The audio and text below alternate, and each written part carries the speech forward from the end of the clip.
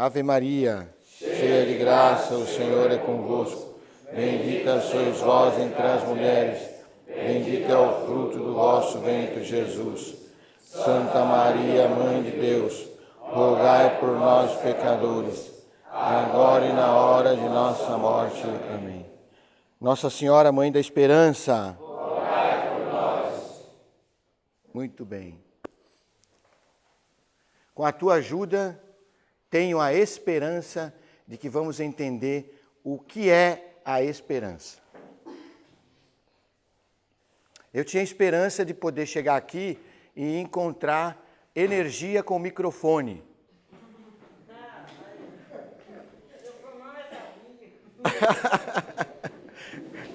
Ei, mãezinha, a senhora é um anjo. Aleluia. Então, o tema começa assim. O que é a esperança? O que é o carisma que fez nascer a fazenda da esperança? O carisma da esperança. Então, quando eu tenho a esperança de ter energia para que eu possa falar no microfone, e essa energia não vem, não tem microfone, eu fico decepcionado. Mas eu escutei uma vez, e você também, além disso, chateado, frustrado, enfim. Mas eu escutei uma vez que a esperança, ela não decepciona. Aí, Nelson, não, me explica direito.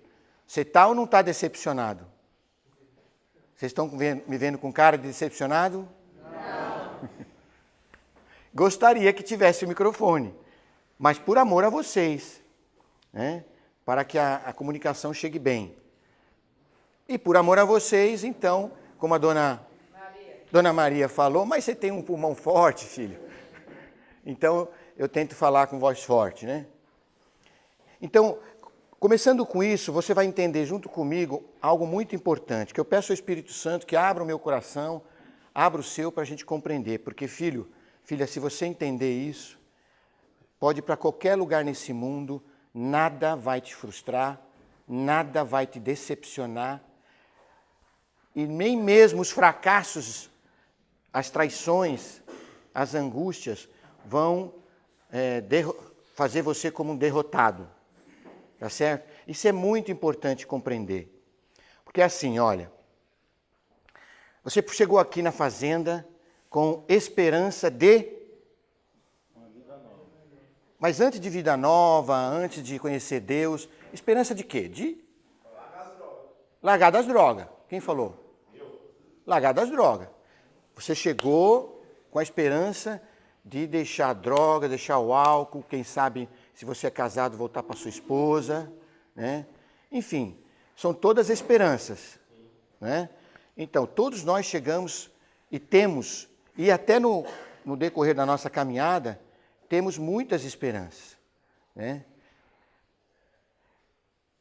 Essas esperanças, nós temos que dar um nome de esperanças pequenas. Vamos lá.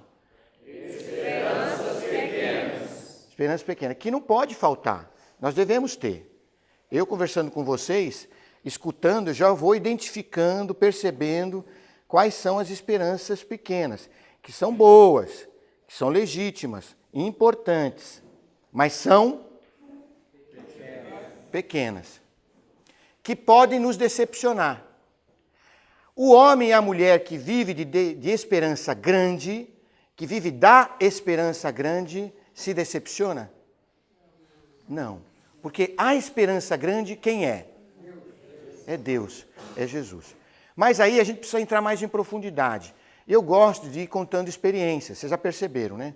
Fatos que acompanharam a minha vida, que hoje faz a gente viver nesse lugar maravilhoso, que é cheio de esperança. Mas não porque dá tudo certo. Em todas as fazendas está dando tudo certo, nenhuma briga, nenhuma confusão, nada de droga, roubo, nada. Está tudo dando certo? Não. Nunca. Quem falou nunca? Nunca. Nunca vai dar certo. Só vai dar certo, só vai dar resultado para quem está com a esperança grande. Entendeu? Porque nós vamos ter todas essas esperanças pequenas. Vai continuar. Eu não estou falando para você não ter esperança de se recuperar, não ter esperança de voltar para sua esposa, não ter esperança como o Reinaldo, de poder como ele veio. Cadê o Reinaldo? Não chegou ainda. De poder voltar com a sua esposa. Não tinha esperança? Depois veio a decepção. Aí que ele acordou, ele despertou para a esperança grande.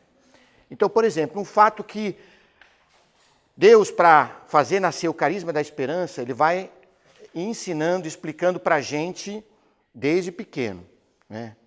Eu, desde pequenininho, eu alimentava a esperança de ver o meu pai não chegar mais alcoolizado em casa.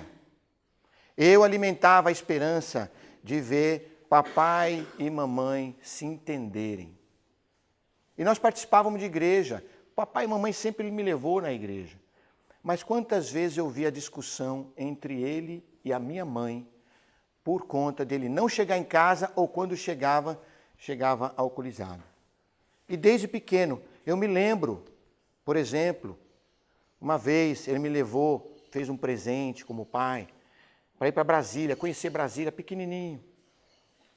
Aí, de repente, antes da gente pegar o ônibus, ele começou a tomar, e eu vi que o ônibus estava saindo, já era um pouco esperto, e começou a bater aquela angústia, o pai bebendo, eu comecei a falar com o motorista, e viu aquela angústia, e o motorista percebeu.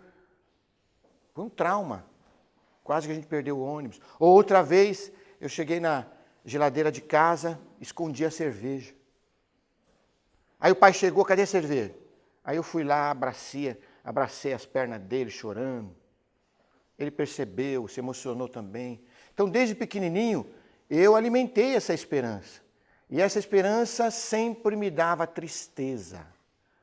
Tristeza. Mas mais do que o álcool, era ver a desunidade entre ele e mamãe. Entendeu? Então, eu fiquei a vida 11, 12, 13, 14, 15, entendeu? Sempre sonhando na expectativa de que algo mudasse. Que a gente ia ser feliz, sim. Nós podíamos ser felizes se o pai parasse de beber. Até que um dia alguém me falou da grande esperança. Quem foi? Frei Hans. Frei Hans chegou na paróquia, jovem, e começou a falar da esperança. Ele não falava da palavra esperança. Ele falava da palavra do Evangelho, falava das suas experiências. E aí muitos de nós, que tinham sede no coração de alegria, de felicidade, de uma vida em paz, íamos procurar. Era muita gente que começou, ele falava na missa, depois da missa várias pessoas iam procurá-lo para conversar. Uma delas fui eu, com 17 anos de idade. E eu fui conversar, fui falar para ele das coisas que aconteciam em casa, de tudo aquilo que eu sonhava. E o Frei só escutava. E no final, ele se fazia um, entende só?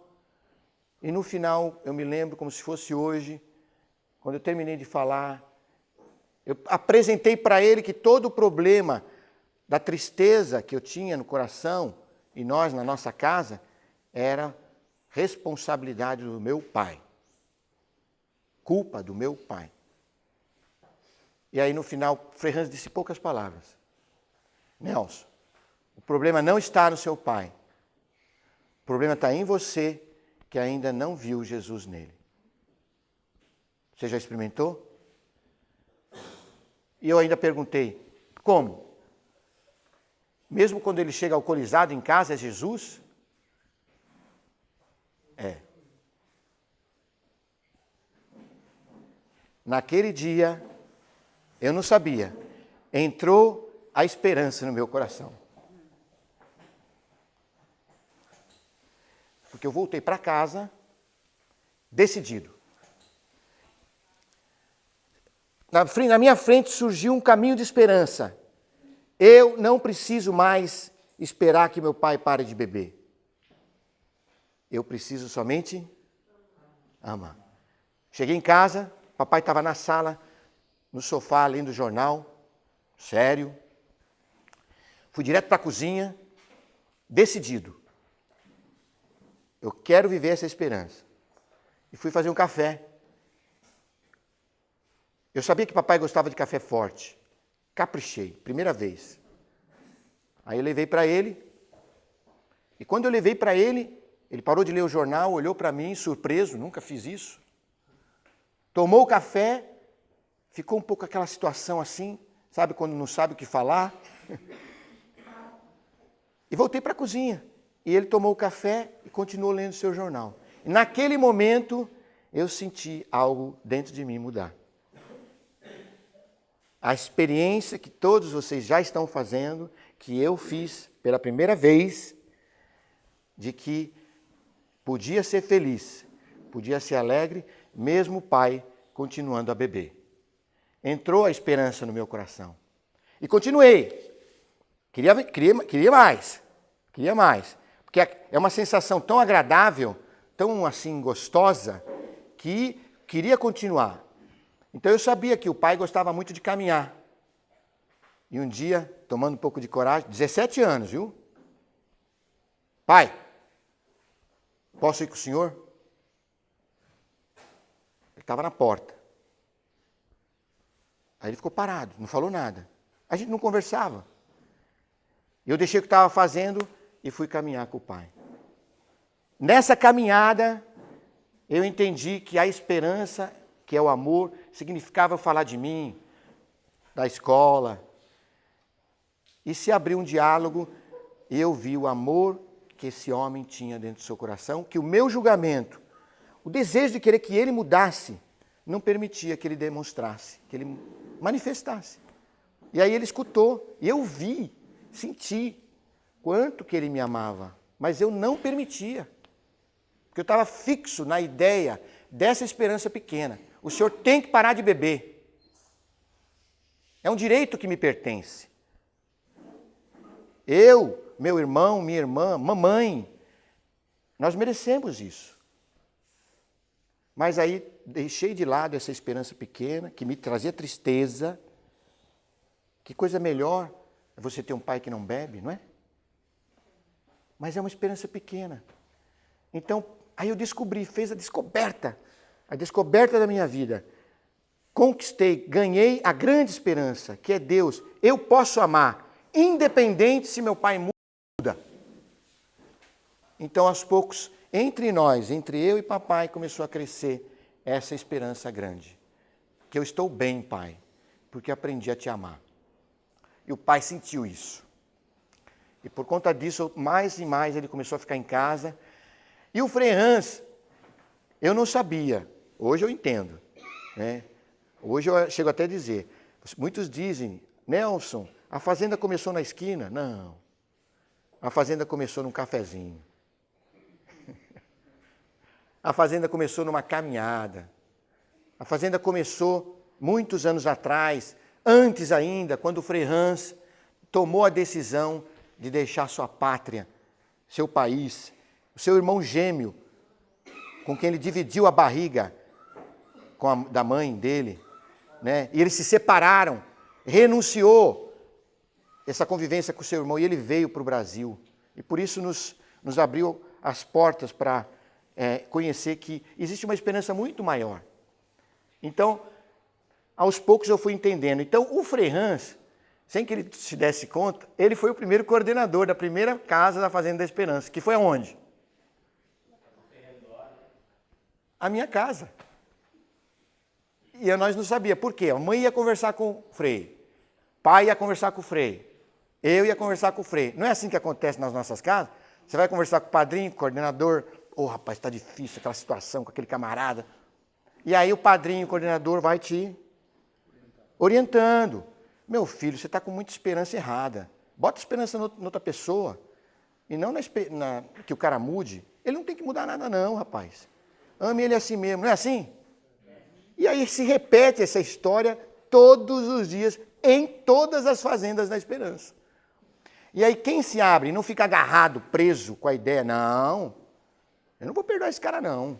Como o outro contou aí, tão bonito, né?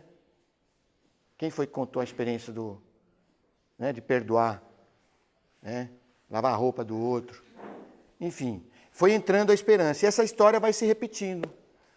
Da grande esperança que toma conta do meu coração. Então, eu estou falando isso, enquanto estou falando, eu percebo que vai entrando dentro de você, mas aí Mãe, pai, filho, faça-se a pergunta, e não tenha medo de fazer.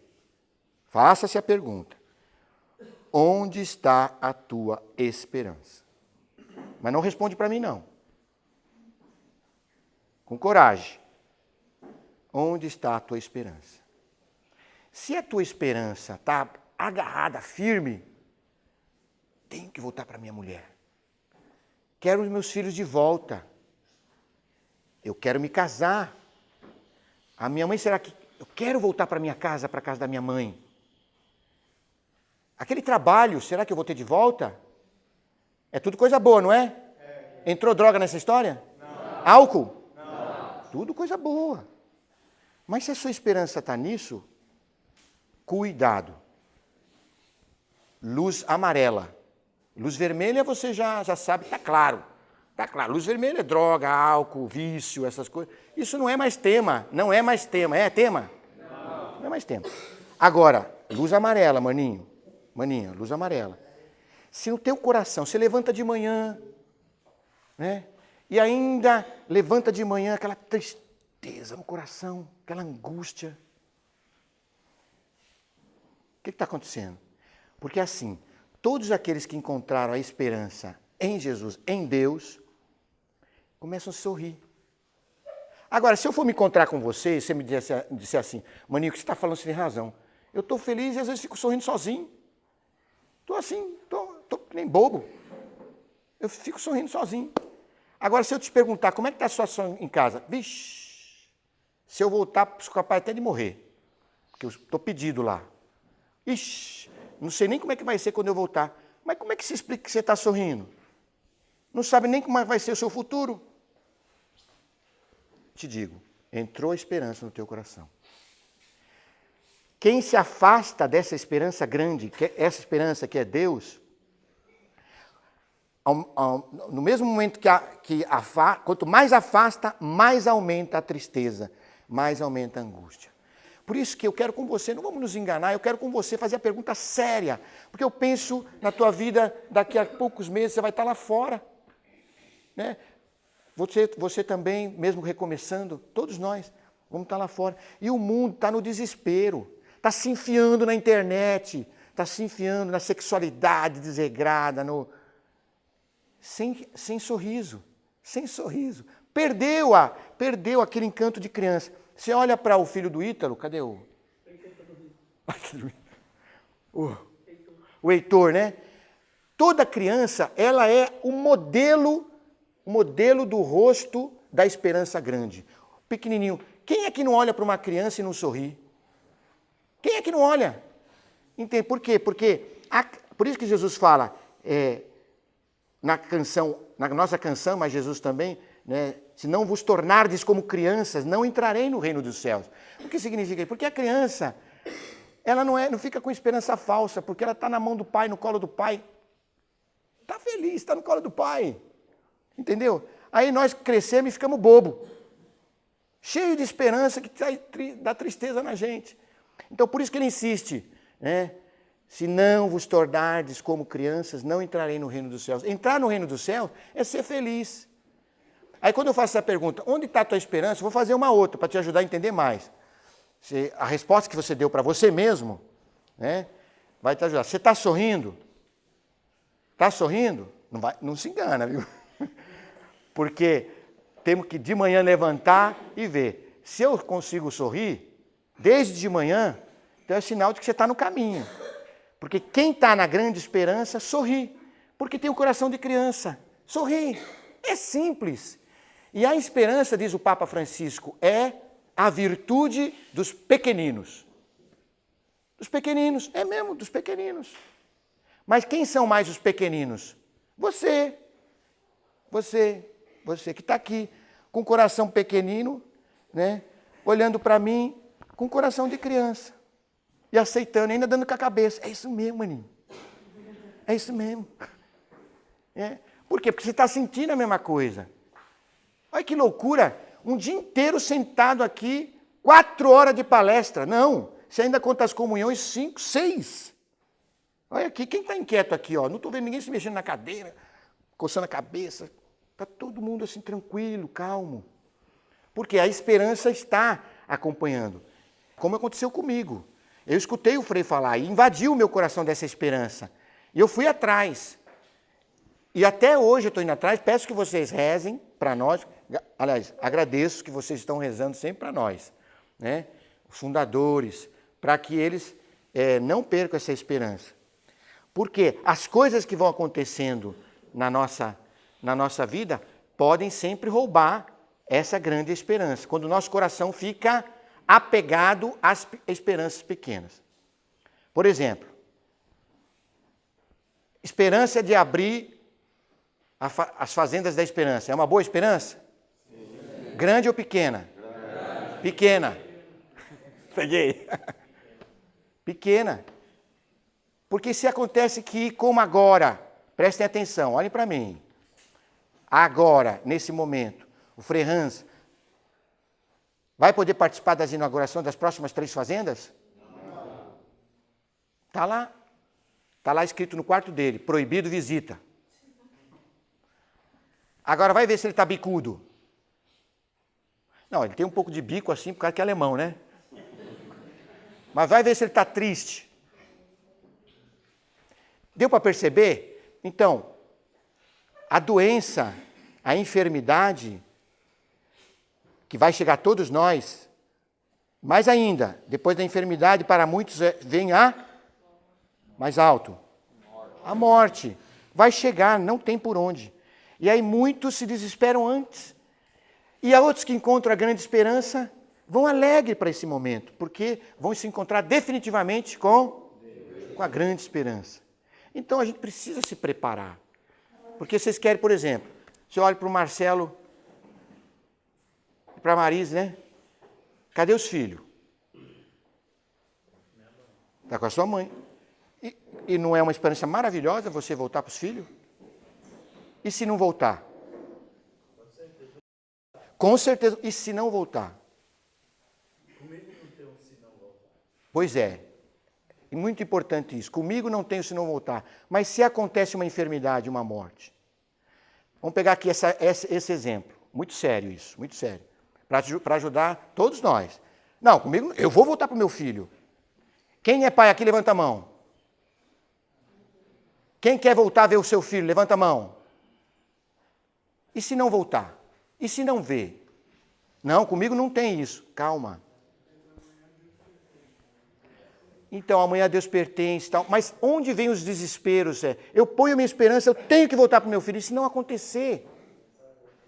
Vou dar outro exemplo para vocês compreenderem. Outro exemplo. Quem conhece Evilásio, levanta a mão. Evilásio, um dos nossos formadores. Um homem de Deus. Pelo programa. Então, não, eu digo assim, eu conheço pela televisão, já ouviu falar. Quem conhece, já ouviu falar, Evilásio, já rezamos por ele e tal. Muito bem. Evilásio trabalhou 20 anos para desenvolver uma forma de poder chegar com a grande esperança para vocês, um método de abordagem e tudo. E está ajudando muita gente. E de repente pensou até de fazer um livro. Começou a escrever um livro. Poucos dias antes de sair o livro, capota o carro. 2 lesões na cervical. Quem sabe o que é cervical sabe que significa aqui, é essa coluna aqui. Paralisia total. Tetraplégico. Ou seja, não movimenta nada daqui para baixo. Todo sonho de dar palestra, de continuar a divulgar o livro e tudo mais, por água abaixo. Eu quero que você vá lá comigo visitá-lo e ver se esse homem ficou triste. Todos os que saem daquela casa onde está esse homem, saem mudados, transformados. Ele com um sorriso, assim. Quando a gente chega, ele só pode fazer isso assim, ó. Aí a gente chega lá, olha ele. Aí chega a Ju lá, olha ela. E dá um sorriso. Está feliz. Então, por isso a gente precisa estar atento. Porque os sonhos que eu tenho na minha vida, os sonhos bons, não estou falando como, por exemplo, voltar para o filho, entende? Pode acontecer um fato, uma tragédia. E daí eu me frustro, me decepciono, fico revoltado, me torno até violento. Por quê? Esperança pequena. Vou te contar uma outra experiência. O clima está muito bom, vou contar uma experiência mais difícil ainda. Eu sempre sonhei, sempre tive esperança de que na fazenda nunca ia acontecer uma morte. Na fazenda? Não. Falava desse jeito, como você falou, filho. Eu também. Eu sou igual a você, se não sou pior. Então eu falava assim, na fazenda? Não vai acontecer nenhuma morte. 24 de julho de 2014. Vocês sabem o que aconteceu no dia 24 de julho de 2014?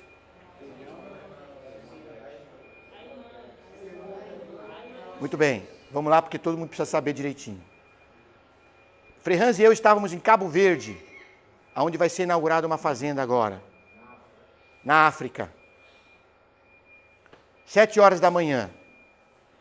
Frei Hans e eu estávamos conversando com uma irmã e de repente meu celular é acionado. Aí quando eu olho era a Lucy. E aí nas primeiras frases estava escrito assim: aconteceu uma tragédia lá na fazenda nas Pedrinhas, aonde o Papa foi. Um homem entrou na casa das irmãs, pediu dinheiro e a irmã foi brutalmente assassinada, com tantas facadas lá.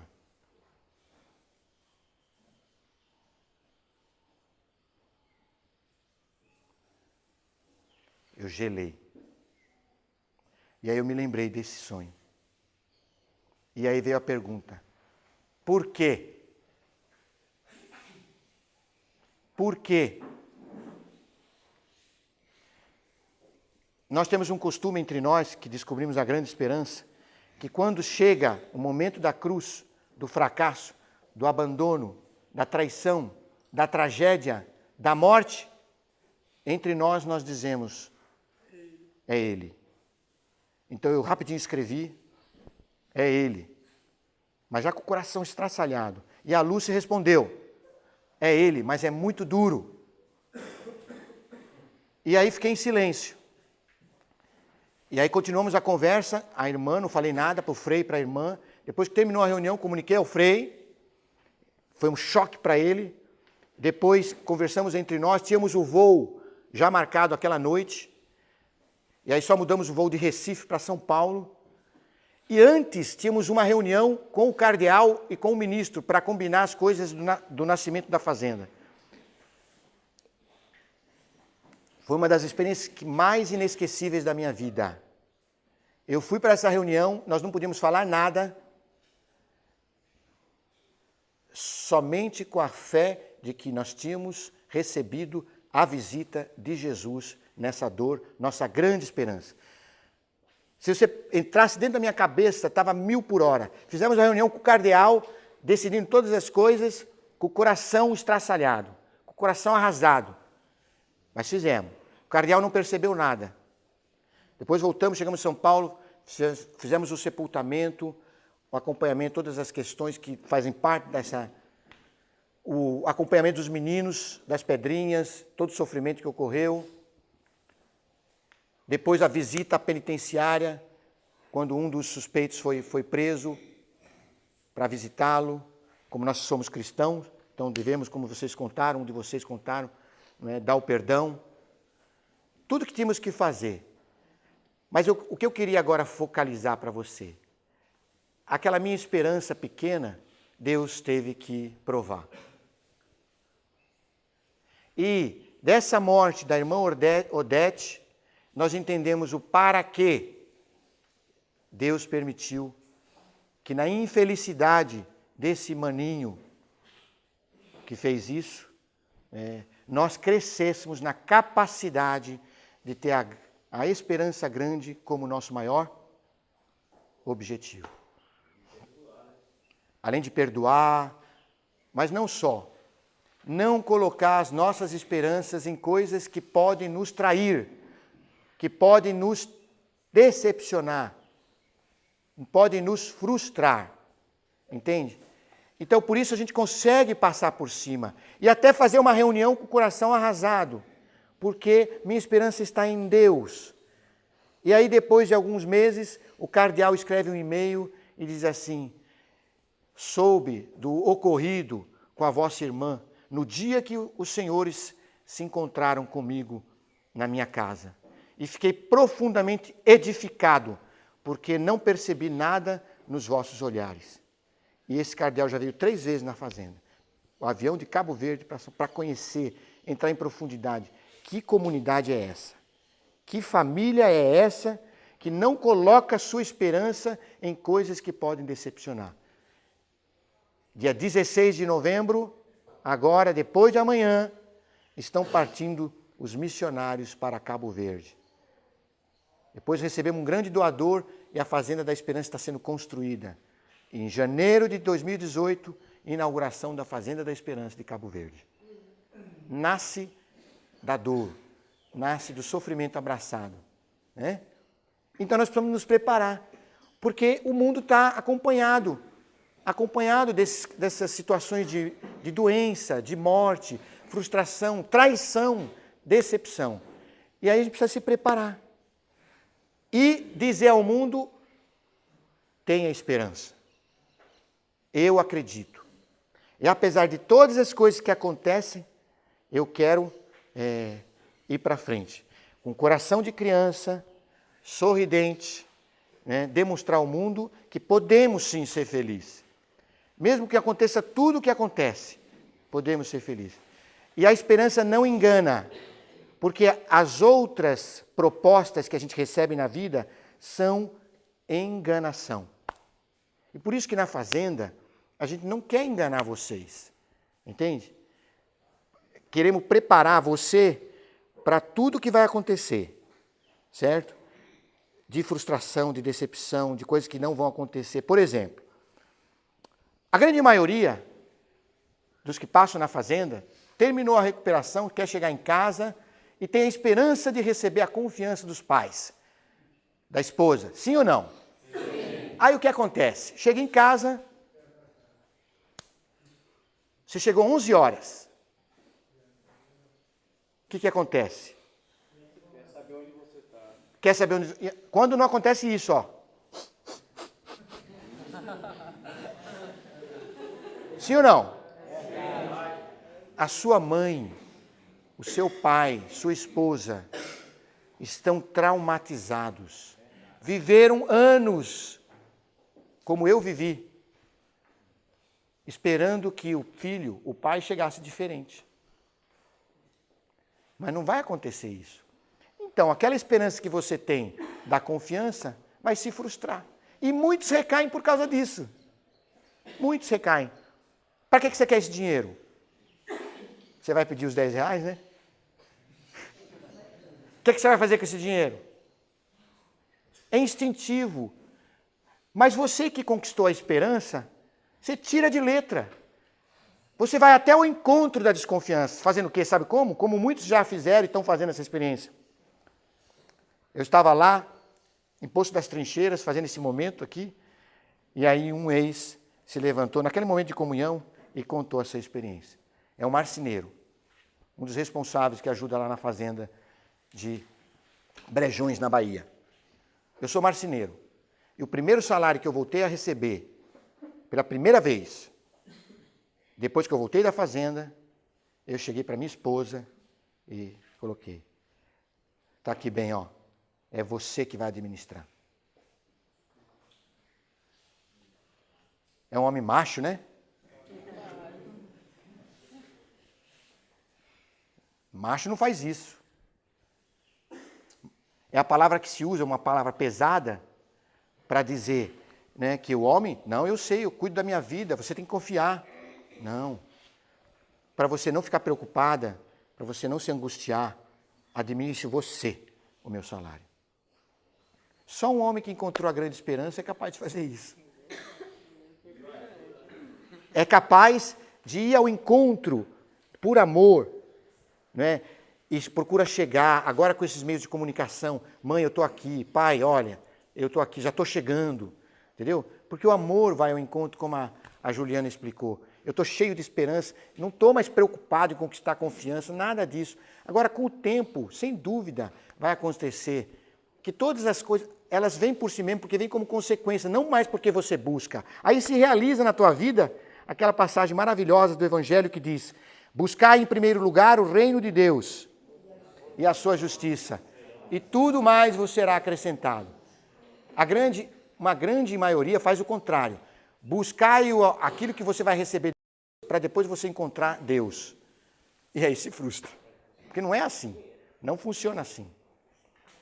Por isso que o carisma da esperança permite que a gente possa fazer uma experiência maravilhosa. Porque só com pequeninos que é possível isso acontecer. Maravilhosa em 2007, recebemos a visita do Papa Bento, nós tínhamos 43 comunidades, 43 fazendas. Foi um encontro maravilhoso. O Papa Bento confirmou esse carisma da esperança. E ainda deu nome para vocês, para nós, de embaixadores da esperança. Querendo dizer o quê? Vocês que são pequeninos, vocês vão levar essa esperança para o mundo. Do jeito que vocês são, na forma como vocês viveram, na maneira como vocês estão se comportando. E aí, o que acontece? De 2007 a 2017, 10 anos. De 43 passamos para 127 fazendas. Os bons de matemática, quantas fazendas são? Eu não sou bom de matemática, por isso que eu faço essa pergunta. De 43 para 127 fazendas, quantas fazendas aumentaram? 84 fazendas. Quem é capaz de planejar em 10 anos o nascimento de 84 fazendas? E tudo doado.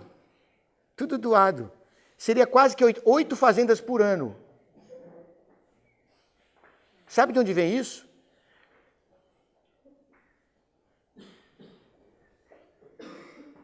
Desse exército de crianças que se tornaram pequeninas e que tiveram a capacidade, depois de um ano, de assumir uma fazenda. Quantos nesses 10 anos, porque tornaram esse coração de criança, assumiram a responsabilidade de fazendas? E alguns estão aqui presentes. Ou seja, só com a experiência de um ano na fazenda, foram fazer a missão, como agora inauguramos no dia 27 de outubro no Quênia. Foi muito bonito quando chegaram lá. O Exael, de 18 anos, completou na fazenda, e o Daniel, de 18 anos, lá de São Paulo. O Exael do México. Então lá inauguraram a fazenda lá do México. Pagaram sua passagem e foram lá inaugurar. E todas essas fazendas nasceram assim, por causa de homens e mulheres que colocaram a esperança em Deus e por isso se sentiram capacitados, habilitados para assumir a missão de dar a esperança para os outros.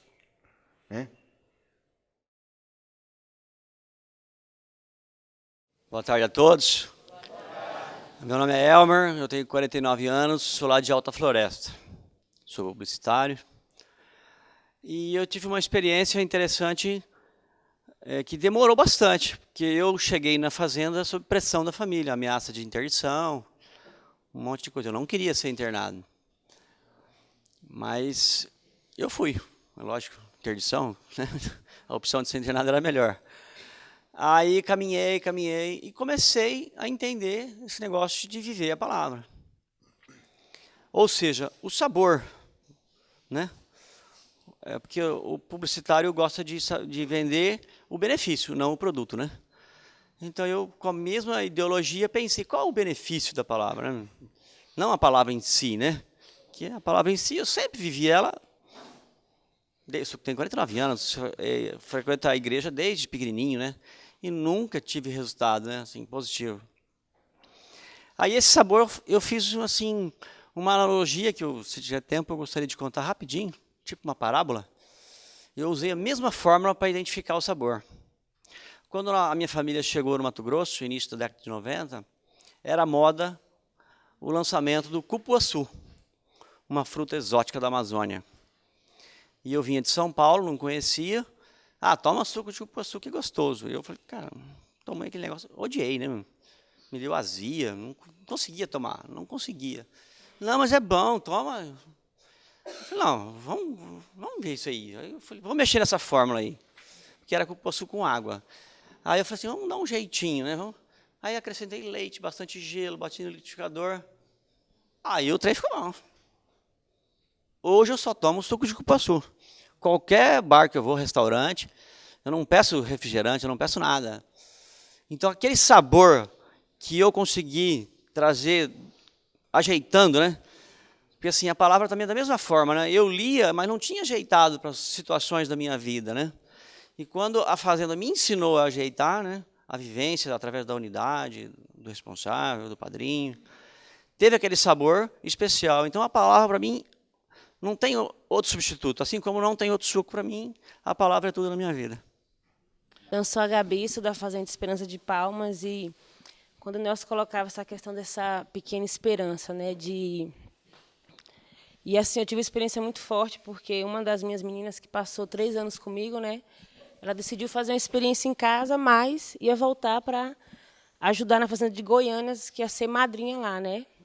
E ela foi para casa, né, e infelizmente teve a questão, né, que o irmão, né, a matou. E quando eu subi assim, eu sofri muito, porque foi uma menina assim que eu vi crescer, sabe? Assim, crescer que eu digo, isso que o Nelson falou, né? Nessa esperança. E eu precisava também entender o outro lado, que era o irmão, né? E também se pôr no lugar da mãe dela, né? E eu ficava muito nesse porquê, né? Mas por quê, Senhor, né? Mas por quê? Fiquei mal, fiquei de cama, chorei demais, questionei com Deus, briguei com Deus, né? E isso que o Nelson falou, só que eu não percebia que a esperança estava muito pequena, porque o fruto que deu foi porque, acho que foi no sábado, né, a irmã dela, né, pediu ajuda, né. Então, está aqui conosco, né. Então, de ver assim que Deus sabe, né, o que faz. Então, e ela está indo para Goiânia, né. E lá em casa, quando ela faz os atos de amor, porque ela é igual a irmã, ela fala sempre assim, eu estou fazendo como se minha irmã, né, estivesse olhando para mim fazendo. Né? Eu tenho um filho de 13 anos, que era muito apegada a essa menina, né? Não consegue nem olhar para ela, porque ela lembra muito. Né? Mas dizer para vocês que talvez não dê mais tempo, né? Talvez não dá tempo mais. Né? Então, de ver que hoje a irmã dela, né, está lutando e está indo para Goiânia, dia 19, né, fazer aquele papel, né, que talvez a irmã iria fazer. Então, para mim, é de acreditar nessa esperança que na hora a gente não consegue entender, mas de ver que tem um fruto, né? Que vale a pena perseverar, que vale a pena amar, né?